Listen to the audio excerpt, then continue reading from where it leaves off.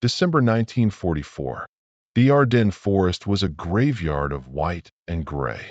The Battle of the Bulge was at its peak, and the freezing fog was so thick that soldiers could barely see their own hands. In the midst of this chaos, a specialized reconnaissance unit, an M4 Sherman tank nicknamed the Iron Lark, was ordered to scout a remote valley near the Belgian-German border. Inside were three men: Sergeant Elias Thorne, Corporal Silas Vance, and Private Leo Miller. They weren't just soldiers, they were the best scouts in their division. At 1400 hours, their last radio transmission crackled through the headquarters speakers. It wasn't a call for help, nor was it a report of enemy movement. It was a single, confusing sentence from Sergeant Thorne. The compass is spinning, and the trees are not where they should be. Then, silence. Total, absolute silence. Search parties were sent out the next day, but they found nothing. No tank tracks in the snow, no signs of a skirmish, and no wreckage. 3 men and 30 tons of American steel had vanished as if they had driven straight out of reality. For 70 years, the story of the Iron Lark became a local legend, a ghost tank that haunted the foggy nights of the Ardennes. Military archives listed the men as missing in action, and their families eventually stopped waiting for a knock on the door. The forest grew over the battlefields, the iron rusted away, and the world moved on to the digital age. The mystery remained buried until the summer of 2014. A massive timber harvesting operation was underway in a section of the forest that had been restricted for decades due to unexploded ordnance. As the heavy machinery cleared a dense thicket of ancient oaks, a crane operator noticed something metallic reflecting the sunlight. It wasn't just a piece of shrapnel. It was the unmistakable shape of a tank's turret buried deep in a sinkhole that had been covered by 70 years of fallen leaves and thick moss. When the recovery team arrived, they expected to find a tomb. They expected to find the remains of 3 men who had been hit by an anti-tank mine or an ambush. But as they cleared the dirt from the hull, they noticed something that defied logic. The tank was perfectly intact. There were no shell holes, no fire damage, and the hatches were locked, welded shut from the inside with a crude, heavy-duty welding torch that shouldn't have been on a scout tank. The recovery team leader, an expert in WW2 ballistics, ran his hand over the rusted metal. "This wasn't an accident," he whispered. "They weren't trapped. They were hiding. They sealed themselves in." As they used industrial cutters to break the 70-year-old seal of the commander's hatch, a strange scent wafted out. It wasn't the smell of decay or old oil. It was the smell of ozone and burnt copper, a scent associated with high-voltage electricity, not 1940s machinery. Inside the dark, cramped interior, they found the equipment exactly as it was in 1944. The radio was still switched on, its vacuum tube shattered. But it was the center of the tank that caught their attention. In the middle of the turret floor, sitting on a pile of spent shell casings, was a small, brass canister used for carrying sensitive maps. It was wrapped in heavy wire and sealed with red wax. Next to it, scratched into the metal wall of the tank in frantic, jagged letters, was a message that made the recovery team's blood run cold. "Don't open the hatch until the sky turns green. We are not in Belgium anymore." The 3 soldiers were nowhere to be found. The tank was empty, but the message was fresh, as if it had been carved only hours ago. The interior of the Iron Lark was a time capsule of terror. As the recovery team's floodlights illuminated the cramped quarters, the confusion only deepened. There were no remains, no bones, no uniforms, not even a stray boot. The 3 men had vanished from a tank that had been welded shut from the inside. How does a crew weld themselves into a 30-ton steel box and then simply evaporate? The lead investigator, Mark Kessler muttered. He stepped inside the hull, his boots crunching not on bones, but on a thick layer of fine, white ash that covered every surface. Kessler reached for the brass canister. The red wax seal was still intact, but as his fingers brushed the metal, he felt a sharp, static sting that nearly knocked him off his feet. The canister wasn't just metal, it was holding a charge. Using insulated tools, he carefully broke the seal and unscrewed the cap. Inside was a single roll of parchment, not standard military paper, but thick, vellum-like sheets that looked centuries old. As he unrolled the first page, the team gathered around. It wasn't a map. It was a diary, written in 3 distinct handwritings. The first entry belonged to Sergeant Elias Thorne, dated December 16, 1944. The fog didn't just roll in, it breathed. We crossed the stream near Sector 4, and the world simply flickered. The sun went out, but the sky didn't turn black. It turned a bruised, sickly green. My compass didn't just spin, it melted. We tried to turn back, but the road was gone. In its place was a forest of trees made of something that looks like glass. Miller is screaming. He says he can see the others watching us from the glade. Kessler looked up at the forest around them.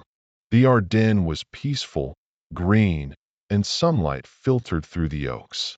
But the description in the diary painted a picture of a hellish, alien landscape. The second handwriting, belonging to Corporal Silas Vance, took over a few pages later. The entries were shorter, more rhythmic, as if he were trying to keep his pulse steady. Day 3? Or year 3? Time doesn't move here. We are inside the tank. The others are knocking on the hull. It's not a violent sound. It's a rhythmic tapping, like they're trying to learn our heartbeat. We have the welding torch from the repair kit. Thorne decided we must seal the gaps. If they can't get a sliver of light inside, maybe they can't find us. Miller hasn't spoken in days. He just stares at the periscope. He says the stars are moving like insects. This is a mass hallucination, one of the researchers suggested, his voice trembling. Maybe a chemical leak from a shell? Nerve gas. Nerve gas doesn't explain how the tank ended up in a sinkhole that didn't exist in 1944. Kessler replied, pointing to the soil samples. According to the geological layers, this tank has been here for exactly 70 years, but the metal shows zero signs of typical subterranean corrosion.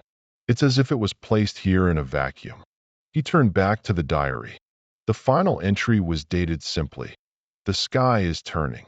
It was written in a jagged, violent scrawl that belonged to Private Leo Miller, the man who had supposedly lost his mind.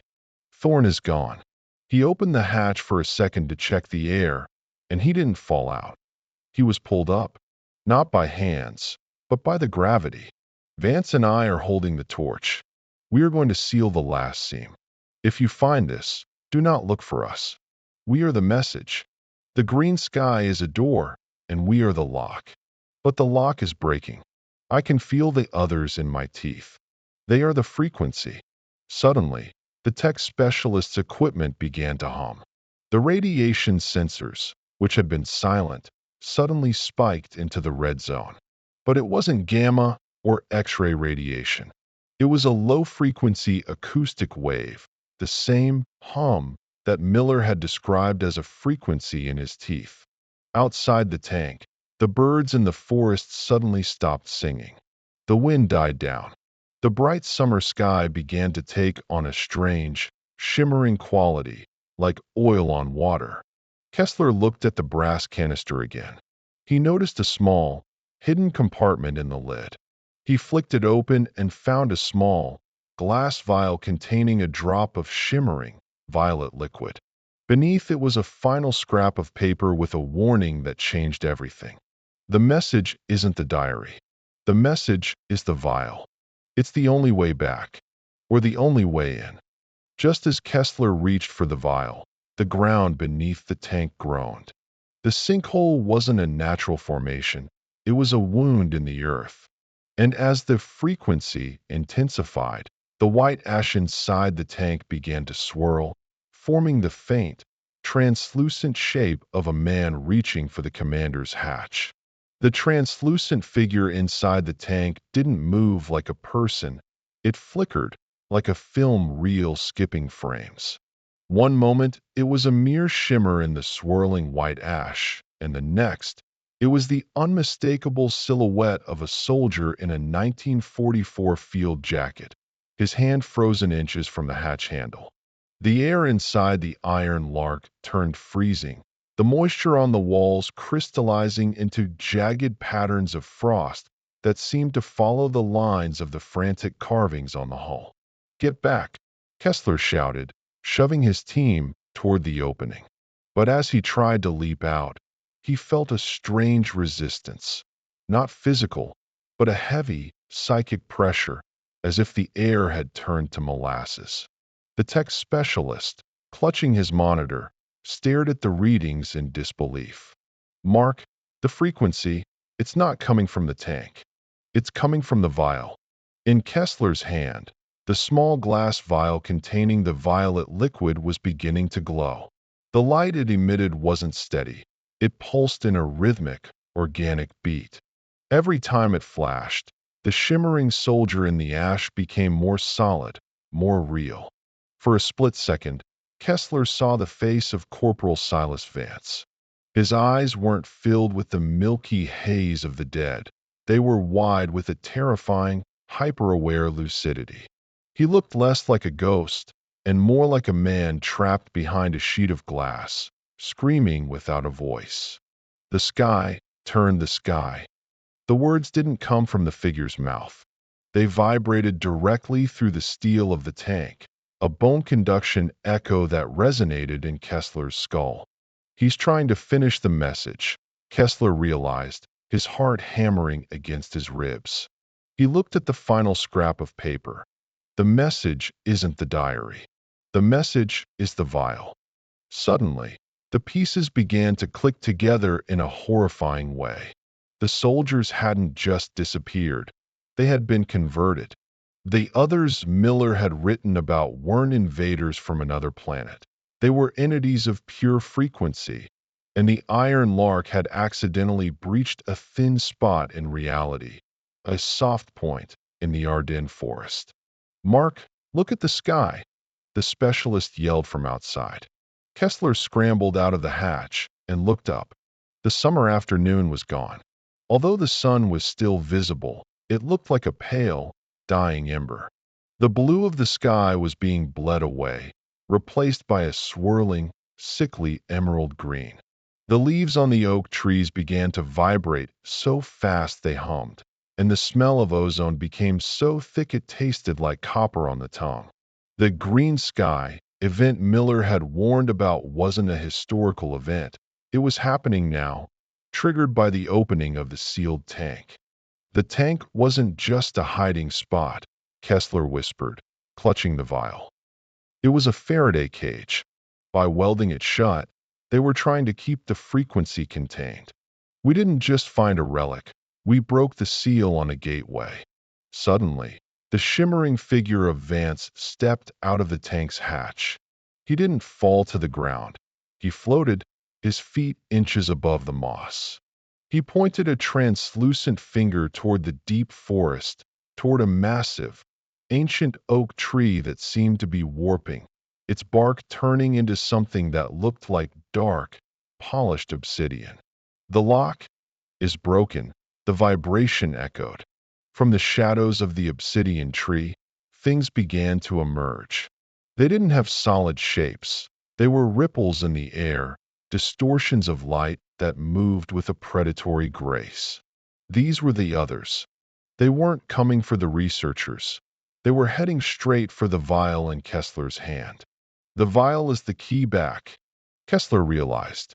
They want it because it's their way out of the soft point and into our world. The ground began to shake. The sinkhole where the Iron Lark sat started to glow with the same violet light as the vial. The frequency reached a pitch so high it became painful, causing the researchers' noses to bleed. "We have to reseal it," Kessler yelled. "The vial goes back in the tank.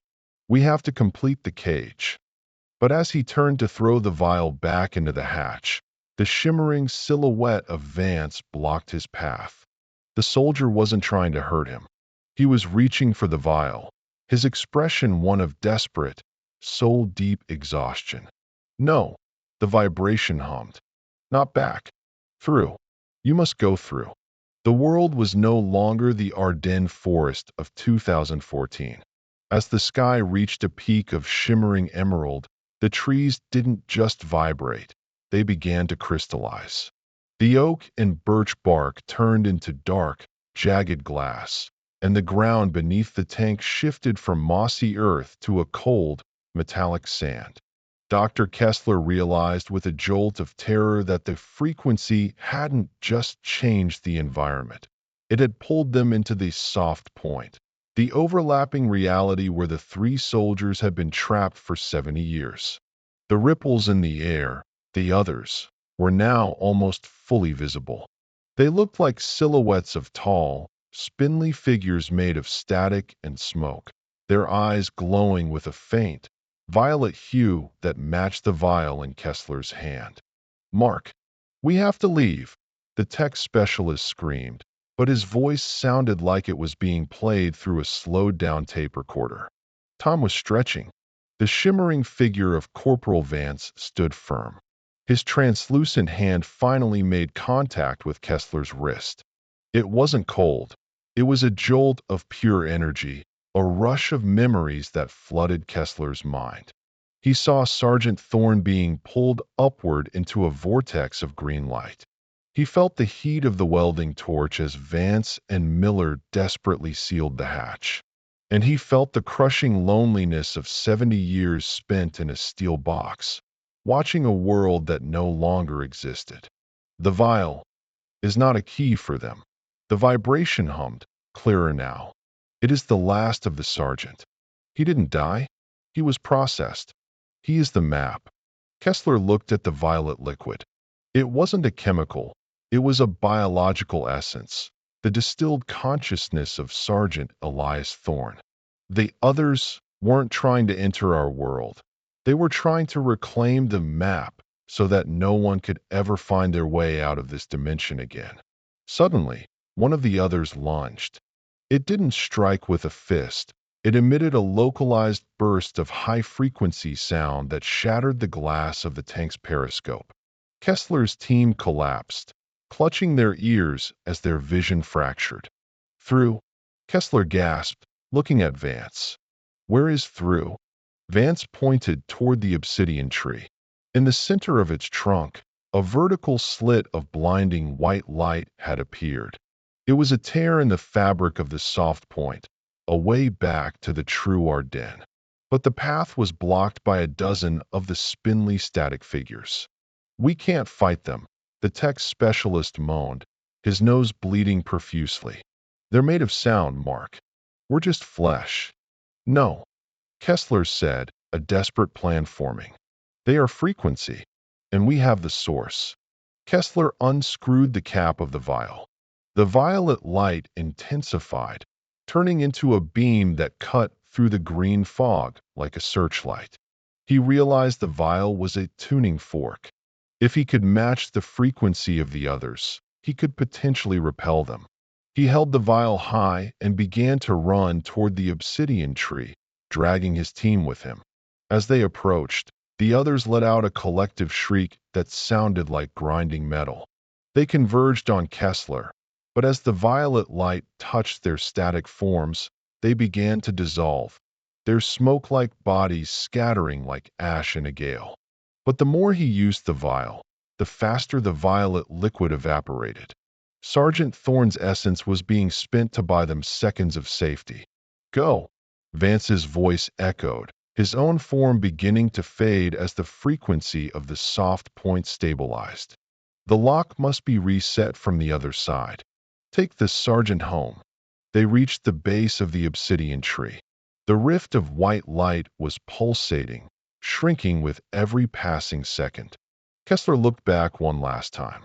He saw the rusted hull of the iron Lark sitting in the metallic sand, a monument to three men who had sacrificed everything to keep a gateway closed. Just as they prepared to jump, a massive, spindly hand, larger and darker than the others, emerged from the crystallized canopy and grabbed the top of the rift, beginning to pull it shut. It was the Watcher, the entity Miller had written about in his final, frantic entries. Kessler didn't hesitate. He poured the last remaining drops of the violet liquid directly onto the Watcher's hand. The violet liquid hissed as it made contact with the Watcher's shadow-like flesh. It wasn't a chemical burn, but a spiritual erasure. The entity let out a sound that wasn't a scream, but a distorted, agonizing burst of radio static that shattered the crystalline leaves of the nearby trees. Its massive, spindly hand recoiled, dissolving into flickering pixels of dark energy. "Now, jump!" Kessler roared. He grabbed the tech specialist by the collar and lunged into the vertical slit of white light. For a moment, there was no gravity, no sound, and no sensation of heat or cold. Kessler felt as if his very atoms were being stretched across a vast, humming wire. He saw a flash of Sergeant Thorne's face, not as a soldier, but as a young man back in Pennsylvania, laughing under a summer sun. It was the last of the sergeant's anchor, the final memory providing the momentum they needed to break the surface of reality. With a bone-jarring thud, they slammed into soft, damp earth. Kessler gasped for air, his lungs burning with the scent of fresh pine and rain. He rolled onto his back, squinting against the harsh, natural sunlight of a 2014 afternoon. The sky wasn't green, it was a perfect, piercing blue. The frequency that had been vibrating in his teeth was gone, replaced by the gentle rustle of wind through real oak leaves. "We're back," the tech specialist sobbed, clutching the muddy ground. "We're actually back." Kessler stood up shakily and looked toward the sinkhole. The iron Lark was still there, but it looked different. The 70 years of rust that had seemed so clean before had accelerated. The tank was now a crumbling skeleton of iron, rapidly being reclaimed by the moss. The welded hatches had rusted through in a matter of seconds, the metal flaking away like dry skin. He looked at the glass vial in his hand. It was empty. The violet glow was gone, replaced by a faint, gray dust. Sergeant Elias Thorne was finally at rest. "Mark, look at the equipment," the specialist said, his voice trembling. Their modern digital sensors and cameras were melted into slag. The hard drives had been wiped clean, not by magnets, but by the sheer exposure to the soft points energy. Every piece of evidence they had gathered, the photos of the interior, the readings of the frequency, was gone, except for the brass canister. Kessler reached into his pocket and pulled it out. It was heavy, real, and cold. He opened it, expecting to see the vellum diary. But as he pulled the parchment out, the ink began to fade before his eyes. The frantic handwritings of Thorne, Vance, and Miller were vanishing, the words disappearing into the paper as the anchor of their memories finally disconnected from this world. "No, no, stay," Kessler whispered, but it was useless. Within a minute, he was holding a roll of blank, ancient vellum. "Nobody will believe us," the specialist whispered. "They'll say the tank was just a relic, and the crew went AWOL in 44. We have nothing." "We have the location," Kessler said, looking at the obsidian tree, which was now just a normal, gnarled oak. "And we have the message." He walked back to the tank. On the interior wall, where the frantic carving had been, the metal had rusted over completely. But as he looked closer, he saw something new. A small, brass object was wedged into the commander's seat. It was a dog tag. It didn't belong to Thorne, Vance, or Miller. Kessler wiped away the grime. The name on the tag was his own, Mark Kessler. Beneath it was a date, December 16th, 1944. The blood drained from Kessler's face. He hadn't just discovered a mystery from the past. He realized that this soft point didn't just move through space. It moved through time in a loop. The dog tag wasn't a relic. It was a marker. Suddenly, the silence of the forest was broken by the sound of heavy engines. Black, unmarked SUVs were tearing through the brush, heading straight for their position. They weren't forest rangers or local police. These were the people who had been monitoring the soft point for 70 years, waiting for someone to open the door. The vial. A voice boomed from a megaphone as the vehicles surrounded them. Hand over the Thorne essence, Dr. Kessler. You've completed the cycle. Now, we begin the harvest. Kessler looked at the empty vial and then at the blank parchment. He realized the others weren't the only ones who wanted the map. The real monsters had been waiting on this side of the rift all along. The forest of the Ardennes, once a sanctuary of nature, had transformed into a cage of steel and high-tech surveillance. The men stepping out of the black SUVs wore tactical gear without insignias, their faces obscured by helmets with polarized visors.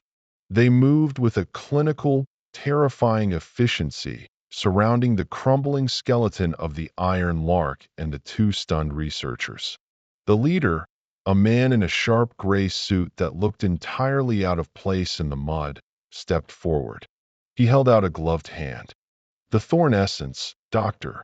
You've seen what it can do. It is the only stable bridge we've ever identified. Give it to us, and you can walk away from this accident with your career intact.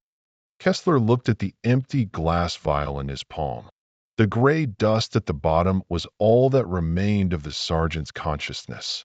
There is no essence left, Kessler said, his voice steady despite the adrenaline. Thorne didn't want to be a bridge. He wanted to be a lock. He's gone. The man in the suit narrowed his eyes. He didn't look angry. He looked disappointed, like a scientist watching a failed experiment. You don't understand the scale of what we are doing here, Mark. The Ardennes soft point is one of 12. We've been feeding them for decades, trying to map the other side. You were just the latest catalyst to jumpstart the frequency. Kessler gripped the blank vellum parchment. The dog tag, he whispered. The one with my name on it from 1944. How? Temporal displacement is a side effect of the frequency, the man replied. In one of the infinite loops of that soft point, you didn't jump back. You stayed. You became the fourth soldier. You lived, aged, and died in that tank 70 years ago. We found your remains in a different version of this site back in the 90s. That's how we knew exactly when and where to send you today. The revelation hit Kessler like a physical blow. The mystery wasn't a discovery. It was a trap designed by people who viewed human lives as mere anchors for their research. Thorne, Vance, and Miller hadn't just been lost. They had been used as biological batteries to keep the gate cracked open just enough for study. I won't let you do it again, Kessler said. He looked at the gnarled oak tree, the one that had been obsidian just moments ago. He realized the frequency wasn't gone. It was just dormant, waiting for a trigger. He looked at the tech specialist, who was still clutching the melted digital sensors. The sensors, Kessler hissed. The lithium batteries. Are they still in there? The specialist nodded, confused. Yeah, but the circuits are fried. Doesn't matter. I need a spark.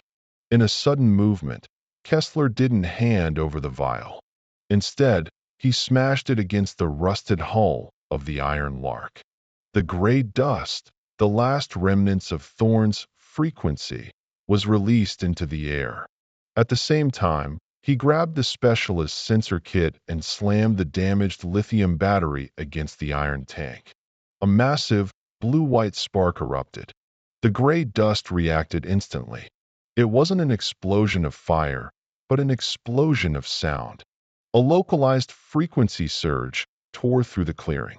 The TAC team's communication headsets shrieked with feedback, sending the soldiers to their knees in agony. The electronics in the black SUVs sparked and died. For a heartbeat, the sky flickered emerald green one last time. The ground groaned, and the sinkhole began to collapse in earnest. The iron Lark didn't just sink, it was pulled down by the weight of its own paradox. As the Earth swallowed the tank, it created a vacuum that dragged the soft point energy down with it. Run! Kessler grabbed the specialist, and they sprinted toward the dense brush, away from the SUVs and the man in the gray suit. Behind them, a final, deafening crack echoed through the forest. When Kessler turned back, the clearing was empty. The SUVs were there, the soldiers were there, but the tank and the sinkhole were gone. In their place was a perfectly flat patch of forest floor, covered in ancient, undisturbed moss as if nothing had ever been buried there. The lock had finally reset. By spending the last of Thorne's essence and his own anchor, the dog tag he had left in the dirt, Kessler had closed the loop. Weeks later, Kessler sat in a small cafe in a different country, far from the reach of the gray-suited men. He had no photos, no diary, and no evidence. He was a man with a blank piece of vellum and a memory of a green sky. He opened the brass canister one last time. It was empty, but as the sunlight hit the bottom of the canister, he saw a tiny, faint etching that hadn't been there before. It was a single line of text, written in the combined handwriting of all three men. Thank you for the sun. The three soldiers of 1944 weren't just vanished names in a ledger anymore. They were free from the frequency. And as Kessler looked up at the blue sky, he knew that some secrets are better left buried, not in the earth, but in the silence of a closed door.